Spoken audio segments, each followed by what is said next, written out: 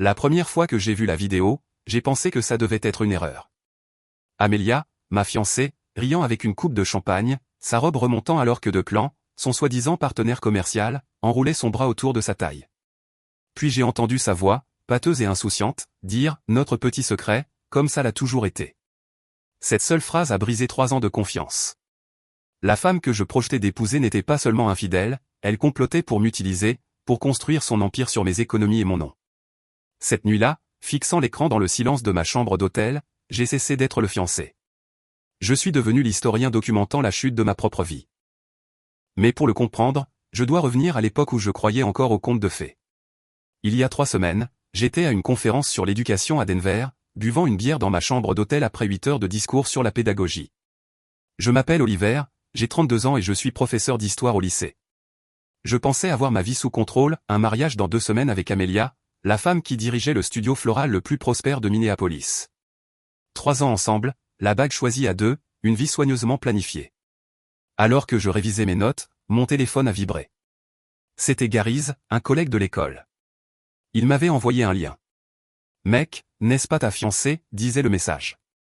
J'ai ouvert le lien, une story Instagram sur le compte de la meilleure amie d'Amelia, une vidéo de son enterrement de vie de jeune fille, qui était censé n'être qu'un week-end de vin et de spa entre filles.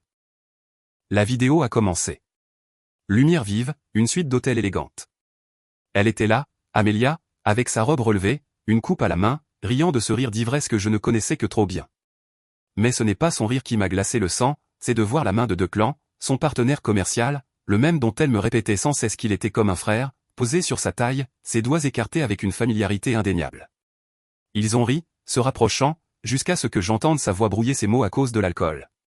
Declan, approche-toi, notre petit secret, comme ça l'a toujours été.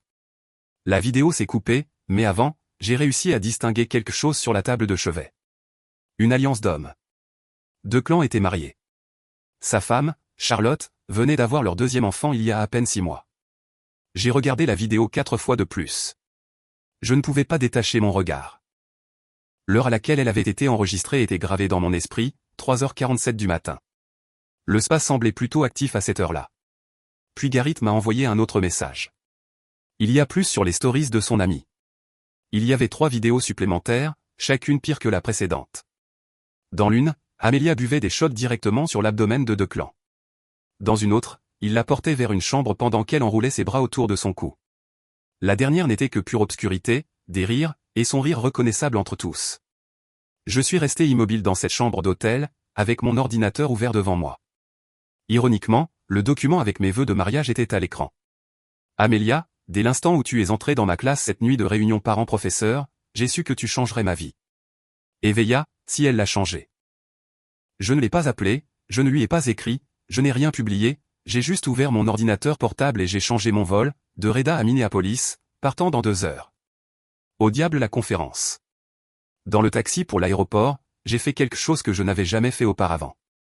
Je me suis connecté à son email. Nous partagions les mots de passe, selon elle, une confiance totale.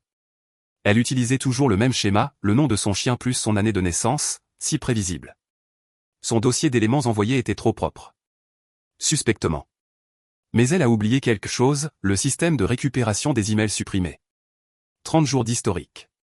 Et ils étaient là, des confirmations de réservation d'hôtels, coïncidant toujours avec de supposées réunions de clients ou des expositions de fournisseurs. 2 chambres réservées, mais une seule modifiée pour un départ tardif. Les reçus de cartes de crédit le confirmaient. Service en chambre pour 2, champagne et fraises. Le cliché faisait presque aussi mal que la trahison. Mais le pire était ce que j'ai trouvé ensuite, des chaînes de mails entre elle et Declan à propos de leur partenariat, avec des références à des paiements mensuels et à quelque chose qu'ils appelaient maintenir la stabilité jusqu'à ce que le calendrier fonctionne. Il y avait même une feuille de calcul jointe intitulée Stratégie post-Monsieur M pour mariage. Mon mariage. Alors que l'avion commençait à embarquer, j'ai fermé l'ordinateur. Mes mains étaient étonnamment stables. 3 ans. 3 ans de ma vie investie. Mes économies épuisées pour l'aider à démarrer son entreprise. J'avais manqué la fête de retraite de ma mère pour assister à l'ouverture de son studio. J'ai manqué le mariage de mon frère parce qu'elle ne se sentait pas bien. Maintenant je comprenais pourquoi. Je me suis assis dans l'avion et j'ai pris une décision. Il n'y aurait pas de confrontation, pas de larmes, pas d'explication. Je suis professeur d'histoire. Je sais comment les civilisations s'effondrent, pas toujours avec des batailles épiques, mais avec des mouvements calculés et silencieux. 4 heures plus tard, l'avion descendait sur Minneapolis, avec l'aube teintant la ville que je pensais être ma maison définitive. J'ai allumé mon téléphone. 17 messages d'Amelia, des photos du prétendu spa, elle et les filles en peignoir, masques faciaux, tranches de concombre sur les yeux. Tout un théâtre. Tu me manques, mon amour. J'ai hâte d'être Madame Morrison. Je n'ai pas répondu immédiatement. Au lieu de cela, j'ai ouvert l'ordinateur portable qu'Amelia avait laissé chez moi la semaine précédente. Il était encore allumé, sans nouveau mot de passe. Sur le bureau, il y avait un dossier que je n'avais jamais remarqué auparavant, intitulé Privé. Il était crypté, mais j'avais toute la matinée de libre et Amelia ne serait pas de retour avant midi. Les dossiers protégés sont comme des serrures, ils ne sont aussi sûrs que la personne qui les crée. Et Amelia, eh bien, elle utilisait le même mot de passe pour tout. C'était la même femme qui écrivait son code peint sur un bout de papier dans son portefeuille. Elle n'était pas exactement une experte en sécurité numérique. J'ai réfléchi quelques secondes et je me suis souvenu de quelque chose, le mot de passe du Wi-Fi de son studio. Elle s'était vantée d'avoir créé une clé indéchiffrable. Flowey Power 2021. Je l'ai tapé. Le dossier s'est ouvert. J'ai dû me lever et marcher jusqu'à la cuisine. J'ai rempli un verre d'eau et j'ai pris une profonde inspiration, parce que ce qui suivait n'était pas seulement de l'infidélité, c'était une entreprise, un modèle de manipulation parfaitement structuré. Il y avait des dossiers dans des dossiers, hôtels, finances, accords, plans futurs. J'ai commencé par les hôtels. J'ai trouvé des captures d'écran de réservation remontant à 14 mois. Chaque voyage de travail ou réunion de clients coïncidait avec mes propres week-ends chargés, conférences d'enseignants, corrections d'examens ou visites à mon frère hors de l'État. Tout était soigneusement synchronisé, mais le pire était dans le dossier des finances. C'est là que mes mains ont commencé à trembler. Declan n'était pas seulement son partenaire commercial, il était un investisseur silencieux avec une participation de 40% dans le studio, la partie que je pensais avoir achetée avec le prêt de 30 000 que je lui avais accordé. Dans leur registre, mon argent était répertorié comme dépenses d'exploitation diverses, pas comme un prêt, pas comme un investissement, juste une ligne comptable sans valeur. Il y avait des transferts entre eux pour des milliers de dollars, déguisés avec des descriptions comme fleurs ou matériaux, et chacun coïncidait avec des réservations d'hôtels, des paiements pour des loisirs ou pour autre chose. Puis j'ai ouvert le dossier des vidéos, 37 enregistrements. J'ai cliqué sur le plus récent, daté du mois dernier. L'écran s'est éclairé avec le visage d'Amelia. Elle était dans un lit, les cheveux en désordre, se filmant. Chérie, je sais que tu t'inquiètes pour le mariage, mais je t'ai déjà dit que c'est juste pour la stabilité, dit-elle entre deux rires. Oliver est prévisible. Il nous donnera la maison, la sécurité. Nous pourrons continuer comme nous sommes. Il ne se doute de rien. Il est trop occupé à préparer ses cours pour remarquer ce qui se passe. Une voix masculine a répondu hors champ. C'était Declan. Es-tu sûr qu'il ne demandera pas un contrat de mariage? Elle a ri. Ce rire qui me réveillait en souriant. Oliver est tellement amoureux qu'il signerait même pour ses reins si je le lui demandais. La maison sera à nos deux noms après le mariage. On lui donnera 1 an, 2 au maximum. Je prétexterai des différences irréconciliables et je prendrai la moitié, plus une pension alimentaire. Les lois du Minnesota sont merveilleuses pour ça. J'ai dû arrêter la vidéo. Je suis allé aux toilettes et j'ai vomi. Quand je suis revenu, j'ai vu les autres clips, des versions du même schéma, leurs relations, leurs moqueries, leurs plans. Ils se moquaient de ma routine, de mon salaire de professeur, pendant qu'ils planifiaient comment tirer le meilleur parti de moi. Je me suis assis sur le canapé, entouré d'invitations de mariage et de photos de nous, sentant mon monde s'effondrer. Mais alors, quelque chose en moi a changé. Je suis passé du choc à l'action. Premièrement, j'ai fait des captures d'écran de tout, j'ai enregistré des copies sur 3 services de cloud, j'ai envoyé un email à mon frère avec les fichiers et j'ai sauvegardé 2 clés USB en guise de sauvegarde. Deuxièmement, j'ai appelé ma coopérative de crédit à 6h47 du matin et j'ai transféré jusqu'au dernier centime du compte joint à mon compte personnel. Tout était légal, nous n'étions pas mariés et chaque dépôt était documenté à mon nom. Troisième étape, le mariage. Je n'ai pas appelé Amelia, j'ai appelé notre organisatrice. Claire, c'est Oliver. Je dois annuler le mariage. Oh mon Dieu. Est-ce que tout va bien? Quelqu'un est malade? Non, annulez tout. Envoyez les factures finales à mon adresse, pas à celle d'Amelia. Mais les acomptes. J'en suis conscient. Annulez tout aujourd'hui. Ensuite, j'ai envoyé de courts messages aux fournisseurs. Clé, photographe, Digi. Fleuriste. Non, son studio. Bien sûr. Mariage annulé. Veuillez traiter l'annulation conformément au contrat. À 8 heures du matin, tout était en mouvement. À 9 heures, j'avais changé les serrures. À 10 heures, j'avais déplacé ses affaires dans le garage, organisé dans des boîtes. Je ne suis pas un monstre. À 10 heures, j'ai appelé le travail et j'ai pris ma journée. Je me suis versé un café et je me suis assis en silence. Le téléphone n'arrêtait pas de vibrer. Des messages d'amis, de la famille, et surtout du cercle d'Amélia. Je les ai tous ignorés, sauf un. À 10h47, j'ai reçu un appel. C'était Sophie, sa sœur cadette, la seule de cette famille avec un peu de bon sens. Oliver, s'il te plaît, ne raccroche pas. Je ne vais pas être un intermédiaire, Sophie. Je n'appelle pas à son sujet. Quelque chose s'est passé la nuit dernière après la fête, juste après que tu l'aies appelé au spa. Je n'ai appelé personne cette nuit-là. Je suis resté assis dans l'obscurité du salon, les lumières éteintes, écoutant le tic-tac de l'horloge et le bourdonnement du réfrigérateur, essayant de donner un sens à tout cela. Il y a eu un silence jusqu'à ce que mon téléphone sonne. La voix de l'autre côté était directe, tremblante et pleine d'urgence. Oliver, ne dis rien pour l'instant. Amélia ne sait pas que je sais, mais j'ai tout enregistré, dit-elle sans préambule. L'enterrement de vie de jeune fille. Nous devons nous voir. Nous voir. Pourquoi? Ai-je répondu avec méfiance. Parce que ce que j'ai ne concerne pas seulement deux clans. Il y a plus de gens impliqués et ils mentionnent ton nom. Pendant quelques secondes, je ne savais pas quoi penser. Mon esprit oscillait entre l'incrédulité et la peur. Elle avait toujours été différente du reste de cette famille, sérieuse, réservée, presque mal à l'aise au milieu de leurs excès. Une demi-heure plus tard, elle est apparue à ma porte. Ses cheveux attachés à la hâte, son regard fatigué. Elle, 26 ans, travaillait comme assistante juridique dans un petit cabinet du centre-ville. Depuis longtemps, elle était la seule qui osait fixer des limites à sa sœur.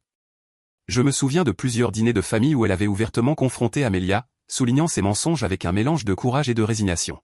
« Mon Dieu, Oliver, tu as l'air terrible, dit-elle en entrant. Assieds-toi. Ça va faire mal. » Elle a sorti son téléphone et l'a tenu à deux mains. Elle a hésité avant d'appuyer sur play. « Je ne veux pas le faire, mais tu dois le voir.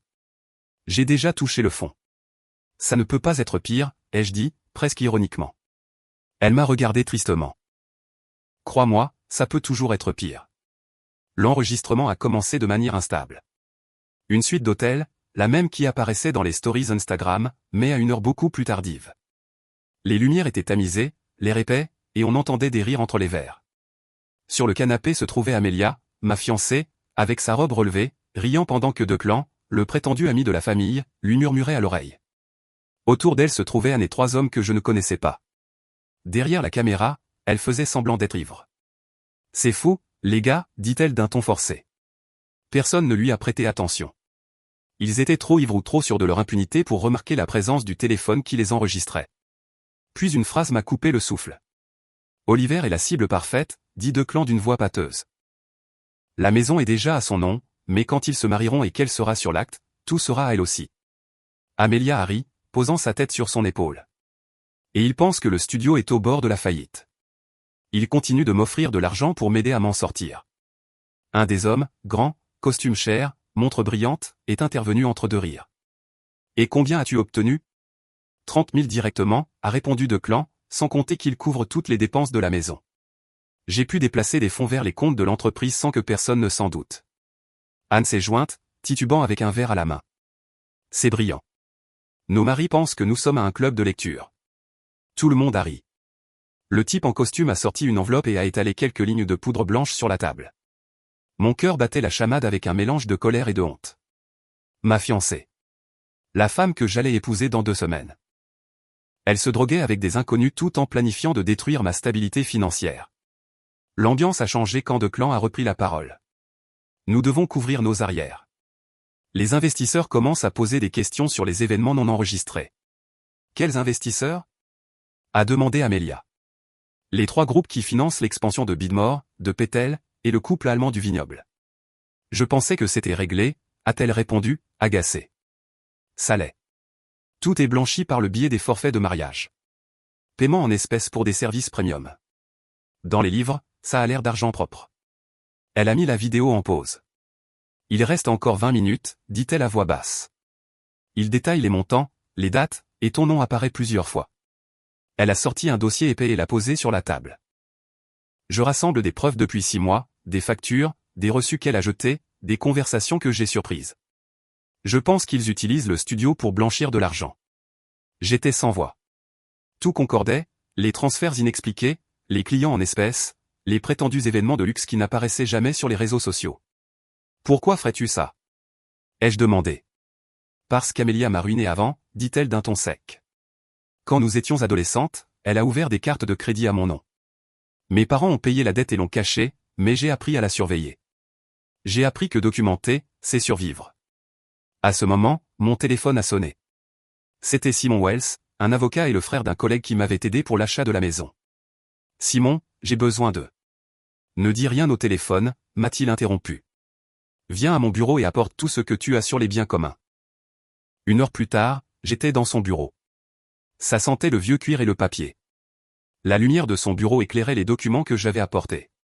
Simon a examiné chaque fichier sur mon ordinateur portable pendant qu'elle attendait en silence. La maison est propre, a-t-il dit finalement. Seulement à ton nom. Elle n'est sur aucun acte ou contrat. Tu as déjà déplacé le compte joint, donc légalement il n'y a pas de problème.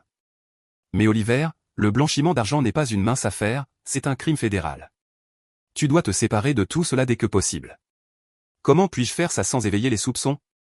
Ai-je demandé. Garde une trace de tout. Nous allons créer une piste juridique. Je vais créer des documents rétroactifs indiquant que l'argent que tu as donné était un prêt personnel. C'est parfaitement légal tant qu'il n'y avait pas de contrat préalable. Il sera enregistré qu'elle est en défaut de paiement.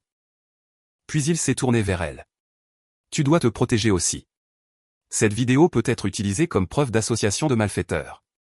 Et les fournisseurs du mariage? Ai-je demandé. Tu devras répondre des acomptes, dit Simon pensivement.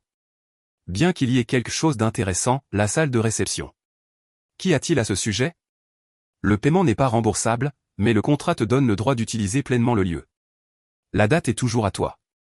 Tu peux en faire ce que tu veux. Elle a hoché la tête, mais avant qu'elle ne puisse dire quoi que ce soit, son téléphone a vibré. Son visage a perdu sa couleur. Oliver, vérifie ton email maintenant. J'ai ouvert le message depuis mon ordinateur portable. Expéditeur inconnu. Objet. Tu n'es pas le seul. Une seule pièce jointe, un enregistrement de la caméra de sécurité du studio d'Amélia. C'était le petit matin après l'enterrement de vie de jeune fille. La vidéo montrait Amélia et Declan dans le bureau en train de nourrir une déchiqueteuse avec des piles de documents, des factures, des reçus, des relevés comptables, tout passant lentement entre les lames de métal. La caméra capturait clairement les en-têtes et les dates. Le texte de l'email était bref, juste une ligne. Ils nous ont trompés aussi. Les Bitmore sont mes beaux-parents. Je suis resté là, à fixer l'écran, incapable de bouger. Tout ce que j'avais considéré comme une vie planifiée, un mariage, un avenir commun, une stabilité durement gagnée, s'effondrait avec la précision d'un plan criminel. L'air dans le bureau est devenu lourd. Elle s'est adossée à sa chaise, expirant lourdement. Je ne sais pas si cela te détruit ou te libère, Oliver, dit-elle finalement, mais tu ne peux plus détourner le regard. Et elle avait raison. Cette nuit-là, en rentrant chez moi, j'ai compris que ma relation avec Amélia n'avait pas seulement pris fin, elle avait été un piège depuis le début. J'avais plus de matériel entre les mains, assez pour comprendre que la situation était beaucoup plus grande qu'elle n'y paraissait. À l'intérieur, je sentais que si je ne parlais pas à quelqu'un qui comprenait vraiment ce que signifiait une vengeance bien exécutée, je pourrais perdre le contrôle. Simon, assis en face de moi, fixait l'écran avec un froncement de sourcils. Oliver, qui que ce soit derrière tout ça, a un accès direct à leur système de sécurité, a-t-il commenté en montrant les vidéos. À cet instant, mon téléphone a commencé à vibrer. Numéro inconnu. J'ai répondu. De l'autre côté, une voix de femme, froide et professionnelle. Monsieur Oliver, c'est Charlotte, la femme de Declan. Je crois que nous avons des intérêts communs dont nous devrions discuter. Retrouvez-moi au Rivery de Café dans 1 heure. Venez seul. Avant que je puisse répondre, l'appel a été coupé. Simon a haussé les sourcils de surprise. La femme de Declan, rien que ça. Sois prudent. Documente tout et, si tu peux, enregistre. Elle est restée dans le bureau de Simon à examiner les options légales possibles pendant que je conduisais au Riveride. C'était un coin tranquille du centre-ville, un lieu habituel pour les rencontres entre avocats et procureurs. Cela semblait approprié pour ce que je pressentais que j'allais entendre. Charlotte était déjà là. Quand je suis arrivé, elle occupait un coin avec le dos au mur, d'où elle dominait tout l'endroit. Même assise, elle dégageait une autorité, le genre d'énergie qui fait transpirer un accusé au tribunal. « Asseyez-vous, Oliver, dit-elle avec un calme calculé. J'ai obéi. Elle m'a glissé une tablette sur la table. Sur l'écran, des semaines entières d'enregistrement du studio d'Amelia, deux clans entrant à des heures étranges, des boîtes déplacées, des liasses de billets comptés. Comment ? Ai-je demandé. Charlotte a pris une gorgée de café et a expliqué sans hésitation. J'ai installé le système de sécurité moi-même comme cadeau pour la nouvelle entreprise de mon mari. Il ne sait pas que j'ai toujours l'accès administrateur. Son regard était d'acier. Je suis au courant de l'infidélité depuis 8 mois, a-t-elle ajouté. Mais ce n'est pas ce qui nous amène ici. Alors, ai-je demandé, parce que les aventures se terminent, mais les peines de prison non. Votre fiancé et mon mari ne font pas que d'avoir une aventure.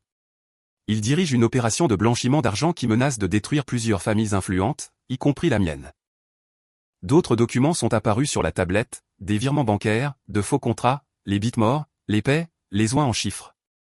Chaque famille a investi 200 000 dans la prétendue expansion du studio, mais cet argent ne finance pas le développement de l'entreprise, il est blanchi par le biais de forfaits de mariage de luxe fictifs, de paiement à des sociétés écrans contrôlées par deux clans. Je suis resté silencieux, en train de digérer. Depuis combien de temps le savez-vous ? 3 semaines. J'ai commencé à enquêter lorsque nos comptes ont montré des irrégularités. Deux clans est négligent quand il se sent invincible, et dernièrement il se sent invincible. Les images suivantes montraient deux clans rencontrant des hommes inconnus échangeant des enveloppes et Amelia comptant de l'argent dans l'arrière-salle. Pourquoi n'êtes-vous pas allé à la police ? Ai-je demandé. Je suis procureur, Oliver. Je sais comment fonctionnent ces cas. Pour l'instant, tout est circonstanciel, mais avec vos preuves, les vidéos que votre belle-sœur a prises, la documentation sur la façon dont ils vous ont volé votre argent, cela devient un cas riche, crime organisé, accusation fédérale, un minimum de 20 ans s'ils sont condamnés. Le poids de la situation m'a frappé. Ce n'était pas seulement une trahison personnelle, c'était une entreprise criminelle. Que voulez-vous de moi ? Tout ce que vous avez. En retour, je garantirai votre protection, que vous récupériez votre argent et votre réputation intacte. Et Oliver, s'est-elle penchée vers moi. Je m'assurerai qu'il brûle. Nous avons passé l'heure suivante à planifier. Charlotte avait des contacts au FBI, à l'IRS et au bureau du procureur de l'État, mais elle avait besoin de mes preuves pour rendre le dossier solide. Y a-t-il autre chose ? A-t-elle ajouté. Les 3 familles d'investisseurs sont liées à la politique de l'État, en particulier les bitmores. Quand cela explosera, ce ne seront pas seulement des accusations criminelles, ce sera une destruction publique. À ce moment, mon téléphone a vibré. C'était Amelia. Elle avait finalement réalisé que je ne répondais pas. Où es-tu ? L'organisateur de l'événement dit que tu as tout annulé. Que se passe-t-il ? Je l'ai montré à Charlotte. Elle a souri froidement. Ne réponds pas encore. Laisse-la paniquer. Les gens en panique font des erreurs. Quel sera son prochain mouvement ? Ai-je demandé. J'ai gelé les comptes personnels de deux clans. Il ne le sait pas encore. Les comptes de l'entreprise nécessitent plus de preuves, mais avec ce que vous avez, ils seront bloqués d'ici demain également. Elle s'est levée pour partir et s'est retournée à la porte. Votre mariage est dans 12 jours, n'est-ce pas ? C'était, ai-je répondu. Gardez le lieu réservé. Faites-moi confiance. Cet après-midi, j'ai fait quelque chose de presque thérapeutique. J'ai rencontré Edward, le père d'Amelia, à son country club. Un juge à la retraite, un homme qui valorisait la réputation par-dessus tout. Je n'ai rien dit au début, je lui ai juste tendu ma tablette avec les vidéos prêtes à être lues, sa fille se droguant, parlant de blanchiment d'argent et planifiant comment me détruire financièrement. Edward les a regardés en silence. Son visage est passé de la confusion à l'horreur, et finalement à quelque chose que je n'avais jamais vu en lui. Une pure honte. Combien vous a-t-elle pris ? A-t-il demandé. 30 000 directement, beaucoup plus indirectement. Il a sorti son chéquier, mais je l'ai arrêté. Je ne veux pas de votre argent, Edward. Je veux la justice. Que puis-je faire ? Elle a accès au fonds fiduciaire familial, n'est-ce pas ? Oui. Retirez-le lui aujourd'hui. Et Edward, quand le FBI appellera, et ils le feront, coopérez pleinement. Il a hoché la tête. En seulement 10 minutes, il semblait avoir vieilli de 10 ans. Le soir même, de retour chez moi, j'organisais plus de preuves quand on a sonné à la porte. C'était Amelia. Son maquillage était coulé, sa robe de créateur froissée. Chérie, qu'est-ce qui ne va pas ? Pourquoi ne réponds-tu pas ? Les fournisseurs disent de tout arrêter. S'il te plaît, Oliver, Quoi que tu penses, nous pouvons en parler. Je sais tout, Amelia. À ce moment, son visage a changé. Le masque est tombé une seconde, révélant la vérité. J'ai vu le vrai visage d'Amelia à cet instant. C'était comme si tous les masques qu'elle avait portés pendant des années s'effondraient devant moi. Elle n'a plus essayé de feindre la fragilité ou le remords. Elle analysait, calculait, mesurait quel mensonge elle pourrait utiliser pour me manipuler une fois de plus. Son regard allait de part et d'autre, cherchant une faille dans ma détermination. Puis elle a parlé avec un calme forcé, sa voix mêlée de poison déguisé en avertissement. Il a aussi une vidéo de toi, Oliver, de ton week-end d'enterrement de vie de garçon. Tu devrais bien réfléchir avant de faire quelque chose de stupide. Pendant une seconde, j'ai cru avoir touché le fond avec ces mensonges, mais cela dépassait tout. J'ai ri. J'ai vraiment ri à son nez. C'était un rire amer, presque libérateur. Mon enterrement de vie de garçon. Tu veux dire le week-end que j'ai passé à aider mon frère à rénover son chalet? Tout a été enregistré sur sa chaîne YouTube. 12 heures de vidéo où l'on ne me voit qu'installer des cloisons sèches, discuter des couleurs de peinture et me battre avec des outils. L'expression d'Amelia s'est immédiatement brisée. Son mensonge est mort avant même de quitter sa bouche. Declan me l'a dit, a-t-elle marmonné en essayant de reprendre le contrôle. Declan a menti comme toi. Mais vas-y, dis-moi plus sur cette vidéo inexistante, ai-je répondu ironiquement. C'est alors qu'elle a eu recours à sa plus vieille stratégie, les larmes. En quelques secondes, son visage s'est rempli d'un cri si parfait qu'il aurait trompé n'importe qui, mais pas moi. Oliver, je suis désolé. Nous pouvons arranger ça. Nous pouvons aller en thérapie de couple, parler à quelqu'un. Sors de ma maison, ai-je dit sans élever la voix. C'est aussi ma maison, a-t-elle insisté. Non, ça ne l'a jamais été. Ton nom n'est sur rien. Tes affaires sont dans le garage, prends-les et va-t'en. Tu ne peux pas me faire ça. Je peux et je l'ai déjà fait. Par où j'appelle la police. Elle est restée immobile, digérant mes paroles. Je pouvais voir son esprit calculer, chercher une issue, un argument, une faille émotionnelle qu'elle pourrait utiliser, mais elle n'en a trouvé aucune. Son téléphone a sonné et dès qu'elle a répondu, la couleur a quitté son visage.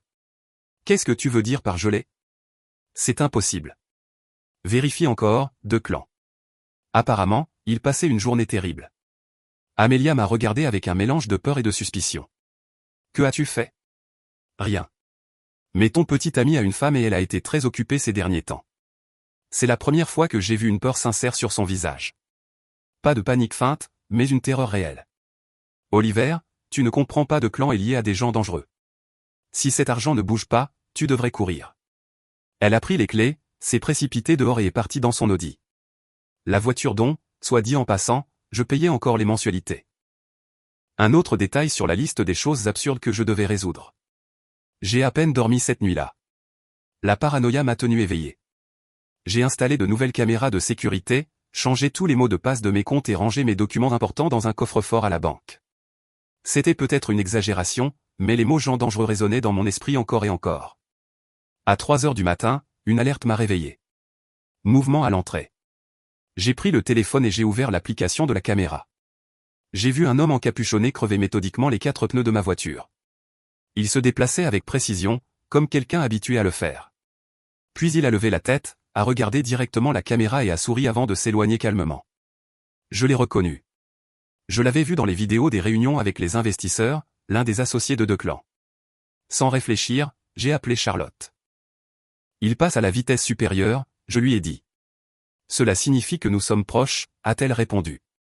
N'appelle pas encore la police. Documente tout. J'ai besoin d'un jour de plus. Pourquoi? Le FBI les suit depuis des mois. Tes preuves sont la pièce manquante. Demain à 9 heures du matin, je présenterai tout au procureur fédéral. D'ici demain soir, il y aura des mandats d'arrêt. Et qu'en est-il de ma sécurité? Reste visible. Lieu public, des gens autour. Ils n'oseront rien faire pour l'instant. Le lendemain matin, j'ai pris un Uber pour aller à l'école. J'ai donné mes cours comme si de rien n'était, bien que chaque minute je sentais le poids de la tension derrière mes yeux. Pendant le déjeuner, Sophie m'a envoyé un message. Regarde les nouvelles. Le titre disait « Studio Floral sous enquête pour irrégularité financière ». Quelqu'un avait divulgué des informations. L'article était bref, mais il mentionnait des soupçons d'investisseurs et l'implication possible des autorités fédérales. Mon téléphone n'arrêtait pas de vibrer. Des messages d'amis, de collègues, de connaissances qui avaient été invités au mariage, même d'anciens clients d'Amelia. Tout le monde voulait savoir ce qui se passait. Je n'ai répondu à aucun d'eux, sauf à un numéro inconnu. Dernier avertissement. Arrête ce que tu fais. Tu ne sais pas ce que tu détruis. Je l'ai transféré à Charlotte. Parfait, a-t-elle répondu. Il te menace par écrit. Plus de preuves pour le dossier. Après les cours, je suis allé à l'endroit où la réception devait avoir lieu. L'air sentait les fleurs fraîches et le vernis. Claire, la directrice de la salle, m'attendait à la porte avec un mélange de compassion et de curiosité sur son visage. Monsieur Oliver, j'ai tout appris. Je suis vraiment désolé. Ne vous inquiétez pas.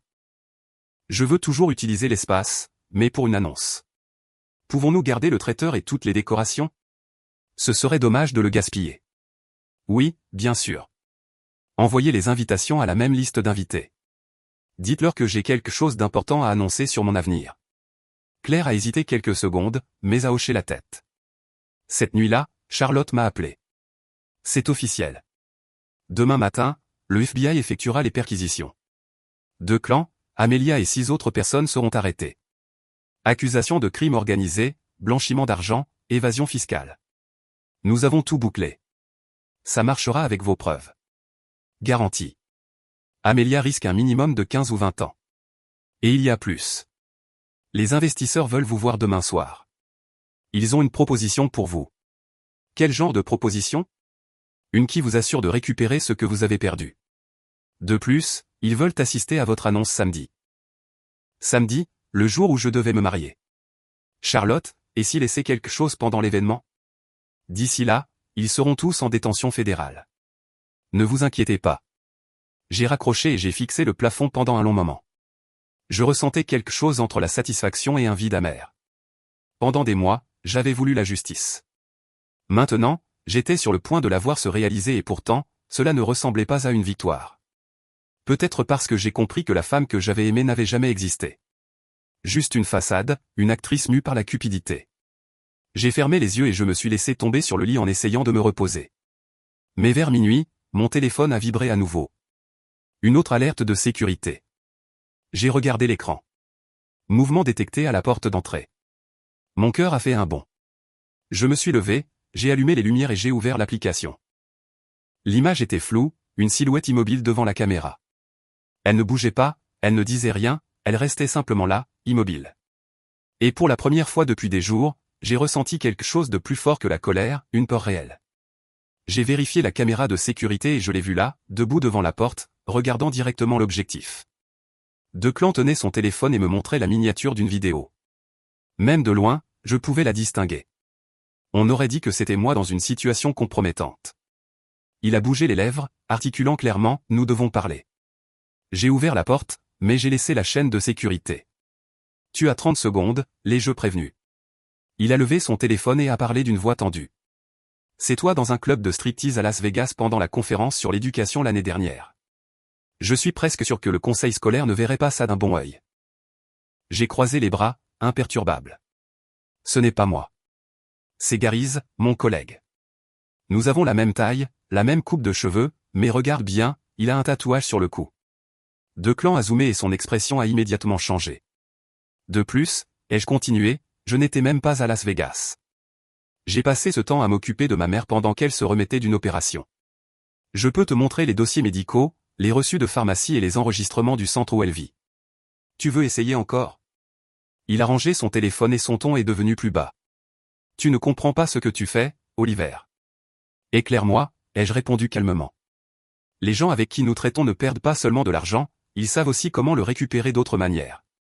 Alors dis-leur qu'ils auront bientôt besoin d'un autre avocat, ai-je rétorqué. À partir de demain matin, je te suggère de profiter de ta dernière nuit de liberté. Pour la première fois, son sang-froid s'est brisé. Que dis-tu? 9 heures du matin, ai-je dit, sans le quitter des yeux. Le FBI, plusieurs endroits, ta maison, le studio et cet entrepôt sur l'avenue Washington que tu pensais secret. La peur a traversé son visage, il s'est retourné et a couru vers sa voiture, se dirigeant probablement droit vers l'entrepôt. Charlotte allait se régaler en le regardant essayer de détruire des preuves en temps réel.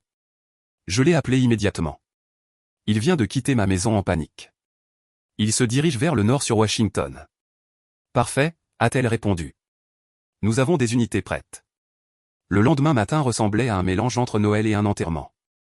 J'ai donné mon premier cours en essayant de rester calme, mais je n'ai pas pu résister à l'envie de vérifier mon téléphone. Les nouvelles étaient partout. Le FBI perquisitionne des entreprises locales dans le cadre d'une enquête sur le blanchiment d'argent, titrait un journal. Un autre montrait Amelia, mon ex-petite amie et fiancée, escortée menottée, et de clans, face contre terre sur la pelouse, entourée d'agents. Le studio floral était entouré de rubans jaunes de scènes de crime. Dans la salle des professeurs, tout le monde faisait semblant de ne pas regarder, mais les murmures étaient évidents. Le directeur s'est approché de moi d'un ton préoccupé. « Oliver, prends le reste de la journée. En fait, la semaine si tu en as besoin. »« Je vais bien », ai-je répondu.